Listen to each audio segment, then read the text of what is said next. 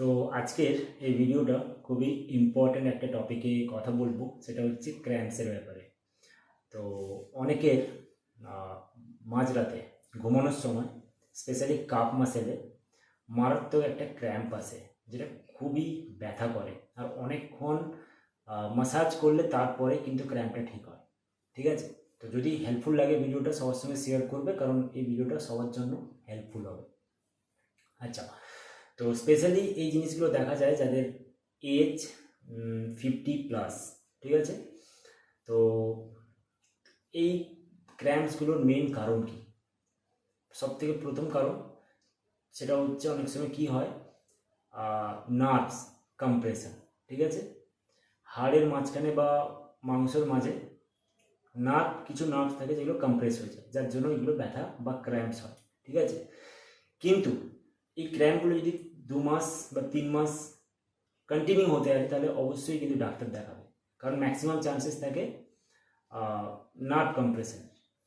আর সেই জায়গায় যদি রিসেন্টলি এই ক্র্যাম্পসগুলো হওয়া শুরু হয়েছে, তাহলে বাড়িতে কিছু প্রিকশন বলে দিচ্ছি, যেগুলো মেনটেন করলে আশা করি ক্র্যাম্পগুলো ঠিক হয়ে যাবে। তো যখন ক্র্যাম্পটা হবে 2 থেকে 3 দিন প্রত্যেক দিন 2টো করে ওআরএস, সকালে ঘুম থেকে উঠে আর রাতেরবেলা ডিনারের পরে, মানে যখন তোমরা ঘুমাতে যাচ্ছ তার আগে ওআরএস খাবে। আর তার সঙ্গে 2-3টে সাপ্লিমেন্ট অ্যাড করবে, যেটা তোমাদের ক্র্যাম্পগুলোকে একদম ঠিক করে দেবে। সেটা হচ্ছে ক্যালসিয়াম 500 mg, আর তার সাথে ভিটামিন ডি প্রত্যেক দিন 2000 IU। ঠিক আছে, প্লাস আরেকটা সাপ্লিমেন্ট হয়, যদি অ্যাড করতে পারো লোকাল ফার্মেসিতে পেয়ে যাবে। সপ্তাহে ওটা 3 দিন খেতে হয়, লাঞ্চে খেতে পারো।